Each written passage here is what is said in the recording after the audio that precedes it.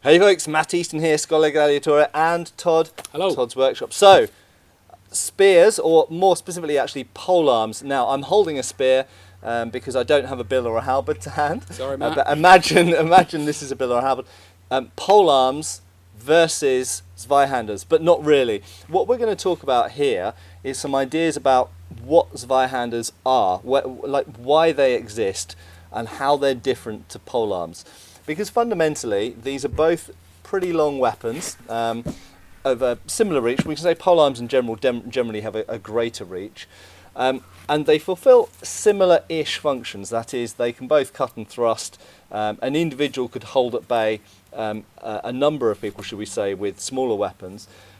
But they're equally very, very different. Okay, a polearm is dominated by a wooden shaft with some type of polearm head on the end, maybe a glaive, a partisan, a halberd, whatever. And this is a giant sword, okay? So, as Todd can attest to, this is a lot of work to make, isn't it? Yes, it was. It was many, many days of hard work filing, I must say. Actually. Yeah, and if you were making a halberd, presumably a lot less work to make. Yeah, I mean, it depends on the prettiness level, but in essence, yes. I mean, technically, the blade on a sword is a much more advanced blade. The longer you get, the harder it becomes, and the better it needs to be made. Yeah, and so you've got the amount of work that goes into making one of these, the level of knowledge that has to go into making one of these, compared to something like a bill. If you're making a basic bill, I would imagine most village blacksmiths could knock out something that would functionally work as a bill or a halberd. Absolutely. It might not be beautiful, it might not be great, but it would work. They couldn't really make one of these. Not that you could believe in. No, not that, and probably even if it wasn't of sufficiently good steel with a length of blade of that long, if it wasn't good enough, it would bend or break quite easily. Whereas something like a bill or a halberd, you can make to be good enough to do its job, and it would be unlikely that it would break. So, a few features of this sword that we're going to talk about which make it very different to a polearm. So first of all, the point of balance is very, very different. Okay, so Todd, where is the point of balance on this Zweihander? So we got it 50mm, 2 inches in front of the guard on this one. Okay, so as you can guess, that's very different to a bill. If you imagine this is a bill or a glaive, the point of balance is going to likely be towards the head end. Okay, so if anything, this is kind of like, in terms of just balance alone, it's like a polearm in reverse. Okay, the balance is towards your hands with a Zweihander or spadone, and it's towards the head with something like a bill or a halberd. Obviously, there's some variation within that. You do get some of these swords that are more blade heavy. You do get some polearms which actually have quite light heads. Some types of halberd, particularly later period halberds, some of the heads are quite light. Some of the hammers were quite light as well, really. Yeah, surprisingly so. Yeah, I guess it's speed is what you're looking for with something like that. Yeah, and you find some of the what we call poleaxes, some of them have got whopping great heads, and some of them have got really, really light heads that are more like what you'd think of as a single-handed warhammer, but they're mounted on a long pole. So in terms of balance, they're very, very different. This is balanced closer to the hands. The polearm, at least if it's a cutting and thrusting type polearm, tends to be balanced more towards the head. But also, this has a very important difference. This has a big handguard, okay? And also, it has some lugs down here. Now, we're just going to talk about the handguard first. The fact that you've got a handguard clearly guards your hands, okay? So it provides a level of protection for your hands that you don't have with a polearm by virtue of the polearm alone. Yes, you can wear gauntlets or other sorts of things that might confer some degree of protection, but it's very different to a crossguard. Not only does the combination of the crossguard and the side rings provide a lot of protection for the hand, but in addition to that, it enables you to bind against an opponent's weapon in a way that you can't do in the same way with a polearm. So they actually function very differently in that sense. Now on to the lugs. So the lugs are described in, if you could just hold up those lugs. So you made those by forging them out from the base of the blade, didn't you? Yes. In some sources, these will be described as something that enables you to grip the blade at the base of it, almost like half swording. Now, I'm going to demonstrate why that's not why they're there. Okay, so I'll just take this sword from Todd. So, if I was half swording in earlier longsword sources, usually I'd be gripping the blade somewhere up here. Now clearly that's in front of the lugs, okay? So it's not for that purpose. Now you could say, but maybe it's for doing it like this. Well, I could, but there's quite a big problem with gripping it down there, namely the guard. Okay, the guard is kind of in the way. Okay, but secondly, the grip's so long that you don't really necessarily need to do that. There is one exception where we see in Marozzo he's fighting against spears, and he's actually gripping the sword more like that. Okay, and he's defending against the spear in order to close in and basically stab the adversary. So yes, you could absolutely grip it down there, and the blades are pretty much always blunt down here, and very occasionally they're covered, aren't they? Sometimes they've got a leather covering. So yes, you could grip it, but I don't think that's the primary purpose. I think the primary purpose is when you're bound with another person's weapon with these swords, one of the dangers is you getting hit on the hands, and especially if the other person is using a sword. Because what happens if I just grab this shaft, actually if you could hold the sword and I'll hold the shaft, if I use the slightly blunter end, if this is touching the blade and it slides down to here, whilst it might protect your hands, because of the angulation of long levers, whether it be a pole or another blade, it's very likely that it will hit either your arms or some part of your body or your head. If you've got something here, when the person is bound, if it slides down, it stops there, which keeps the blade or the opponent's weapon much further away from your arms and hands. So in my opinion, what those are primarily for is essentially a secondary crossguard to keep the opponent's long weapon, assuming you're using this against other long weapons, further away from your hands. Yeah, that does make complete sense, actually. And it's very similar, actually, to what we see with the so-called Federschwert, or the practice swords that we use for longsword, which have a similar function. It's for protecting your hands better and keeping that bind away from your hands and improving the angulation on the bind that you have with the opponent's weapon. So the question is, what were these for? So what's your gut feeling, Todd? Having made one of these now. What's a point for blowing a load of money? For having something that your mates don't have. Yeah. It's hard to say, really. I mean, I've heard that it's for breaking pipe blocks, for diving in. I also know ash, and that, if it's on a 14, 16 foot long pike or something like that, if you hit that with a blade, there's going to be an awful lot of spring in that shaft. You've got the movement in the guy's arms. I can't really see one strike taking the head off that. No. I could see repeated strikes in the same place, but I'm not going to see that happen. It's not going to happen. So it doesn't quite make sense. What I've been told doesn't quite add up with what it's for. No. So there are two sides to this. So number one, as you say, if someone's holding one of these poles, it's not like it's fixed in a vice and you're just whacking it as hard as you can. If they're physically holding it and you hit it with one of these Zweihanders, what usually happens is it knocks the weapon down to the ground because the other person's holding it. So all of that energy goes into moving that tip. Okay. That being said, if you do get someone to hold one of these poles, so I've done this myself with the longsword, not with the Zweihander. And we did find that you could get through an ash shaft with repeated blows. So you could damage pikes or damage polearms. And we've also got to remember, of course, that's potentially one of the reasons why so many polearms have languettes on them. Yeah. Although that's also partly because the amount of leverage involved with these things, as you probably know, with a halberd or a bill, if you hit something really hard, the chances of snapping the shaft are not small, and by having languettes down the side, you reduce the chances of at least completely losing your head. It's just like reinforced concrete in a building or whatever. You're adding another layer of reinforcement onto the wood. Yeah. So it's difficult to answer, were these for chopping through pikes? I don't think primarily they were. However, there is one bit of evidence, and I mentioned Marozzo already. If you look at Marozzo's sword in two hands section, he shows a picture of someone with not quite what I'd call a Zweihander, but it's a large longsword. And he shows it against a spear, and there are broken spears lying on the ground, which hints at perhaps what the ideal is, whether it happened in reality, but what the ideal was. The other factor to remember, of course, is while someone's got some form of polearm and you're trying to chop through it with your montante or Zweihander, they're not just going to stand there and rigidly hold their weapon. They're either going to avoid those blows, so avoid the thing being hit, and they're going to be trying to stab you. So actually trying to repeatedly whack someone's polearm while they're trying to stab you also changes the nature of the situation somewhat. Yeah. So I think we're going to leave that one. The jury is out on that.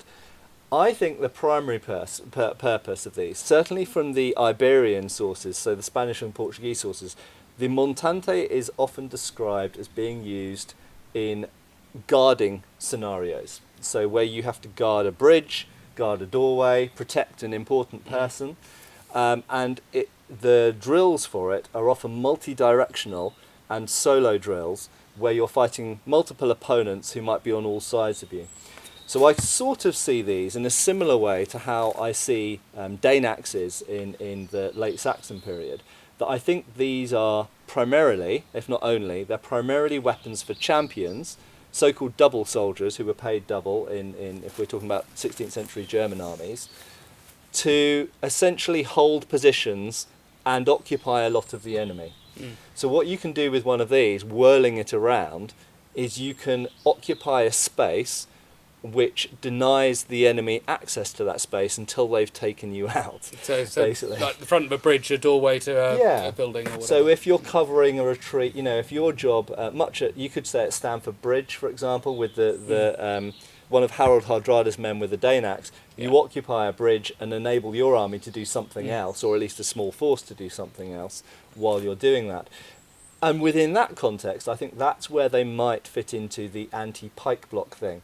I think that they absolutely could have been used against pike blocks, but not necessarily to cut through pikes, but to annoy the pikemen enough while you're doing something else to them with some other troops.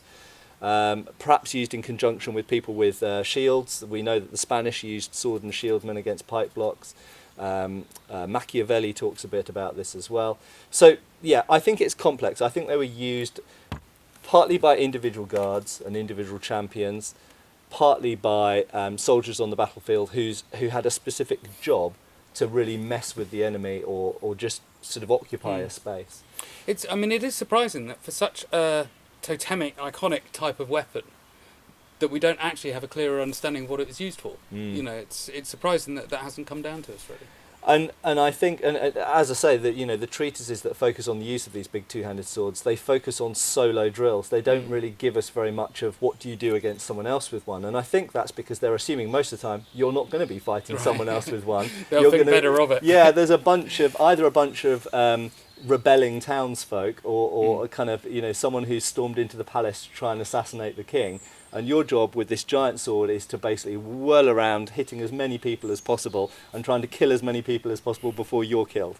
Or all on double pay. All on double pay, and if you survive, you get the pay. But yeah, so I think they're a very particular and very interesting weapon. I think the final thing that I'd like to mention is that a lot of these are described as parade swords, and I think some of them probably are. So there's one example in the Wallace collection that I think weighs in the region of about 15 pounds. 15, 16, yeah. It's but there's huge. But there's quite a few, actually, if you look. But they seem to be a little bit later, I think. Yeah. Sort of towards the end of the 16th. But there's quite a few that come up at those weights, yeah. Yeah, and I think, if you think about these weapons, if the context they're coming from is as a champion or a guard's weapon, well, then it makes sense that at some point someone will go, oh, well, I want my guard to look amazing. I want a 15-pound Zweihander for him to carry around. And it's not necessarily that a given example might be for fighting with, because as with all swords spent most of their time being worn, carried, showed off, rather than actually used. And I do think that some of them were parade weapons. I think that most of them aren't, but I think it makes sense that some of them are parade-only weapons within the context of this being a champion or a guard's showing off sword. I think it does. I mean, this one is £9, it's enough. 16 pounds? I mean, that's waving a bowling ball around. It gets quite excessive. Yeah. And it's also interesting to note that there are examples that are sort of, £5.5 upwards, £6, £7. And some of those are really quite nimble weapons and are very, I would say, not made for showing off. They're just, they're clearly made for just hitting people quickly. Yeah. Well, again, when you were messing about earlier, and we'll see it with Nick in his little video, I'm sure, it really is a manoeuvrable thing if you know what you're doing with it and you're using your pivots right. And but it is a bit like weight training, I've got to say. So it's a bit like you've got to. It's about stamina actually, and it's very, very different in my mind. Anyway, it's very different to using a longsword. Although it looks a bit like a giant longsword, it's used in a very, very different way. And I sometimes get a bit annoyed when people talk about keeping a weapon moving, because you can't always just carry on with the pattern in your mind that you want to do, because if you're hitting people and they're trying to hit you, you've got to change your motion, you've got to defend yourself, you've got to move in ways that are reactive. But there is a kernel of truth in there, I think, that with a weapon with mass to it, especially if you're fighting multiple opponents, you do have to keep the thing moving. And Filippo Vardi, although he's primarily a longsword master, makes a point about keeping the weapon moving with cuts when you're fighting multiple opponents and not thrusting, because thrusting is very linear and committed to one line, whereas a cut can hit someone here and carry on moving around somewhere else. So absolutely you could use these for thrusting, and we should remember that De Grassi specifically says when you're fighting multiple opponents, use it like a longsword. When you're fighting one opponent, use it like a spear. And I think that's the other thing to remember, is that if you are fighting one opponent with one of these, you don't have to use it like a giant two-handed sword or what you would normally think of. You can absolutely switch to this sort of grip and start using it. You can grip it in any way you like, but you can start using it more like a spear or a bayonet, because in a straight line, it's about as nimble as a bayonet is, actually. It's about the same weight as a musket, and about the same length as a musket with a bayonet on the end. And yes, you can grip it in different ways if you want to. Right, so I think we're going to wrap up there. But in terms of Zweihander versus polearm, I think the basic message is, whilst some polearms are more similar to it than others, I would say maybe glaives and partisans are perhaps more similar than bills and halberds are. It is a very different, entirely different type of weapon, really, I think, for a different purpose. And a huge amount of skill, time and money went into making these. Yeah. That whilst you could devote that amount of skill and money to a halberd, usually these were far more expensive objects. And I think something actually that you've missed as well is the level of skill of the fighter, because you can be relatively unskilled and use a bill very damagingly. I think you need skill with that to be anything other than a laughing stock, to be honest. Need to know how to use that. And also, we shouldn't remember the size of some of these things. I've made points about, medieval and Renaissance people weren't a huge amount smaller than us. They weren't like hobbits, but they were a bit smaller than us on average. And when you look at the size of some of these weapons, I think a lot of the time they were probably employing the biggest, strongest guy for sure. To use these, because again, it's the context of the guard, the bodyguard, the champion. You want them to scare the living daylights out of everyone else. Well, the thing is, if you're a lord of the manor anyway, the sword is part of the kit, part of your things, and pretty much the guy who's wielding it is your kit as well. And I think in many cases it would have been that lord would have commissioned this weapon for his guard to carry, and when his guard got old and decrepit and retired, that sword would be passed on to the next guard. It would come with the job, kind of thing. I wouldn't have thought that's a private individual's thing. No. That would be my guess, unless he's a particularly well-heeled one. And equally, I think, despite the fact in museum collections, certainly in the 19th century, these were often paired up with 16th century suits of armour, I think they were never the people using these types of swords. These were used by people in light armour, some mail, some plate, but basically the professional mercenary soldier in half armour, who was the bodyguard or the champion. You need manoeuvrability for this. Yeah, absolutely, and to be able to see as well, if you've got a fully enclosed helmet, that's and just this crossguard, when you're moving it around, if you're not used to a crossguard of that size with these side rings, you'll clunk yourself in the head or other bits of your body with them very easily, as I have done. And if you're wearing armour, you just don't have the mobility, or you have too many things that will get in the way of that guard and the way that you need to use the sword. Anyway, we're wrapped up there, but basically polearms and massive two-handed swords, similar in a couple of ways, but different in many, many more ways, I'd say. Anyway, thanks, Todd. Thank you very much, Matt. Cheers.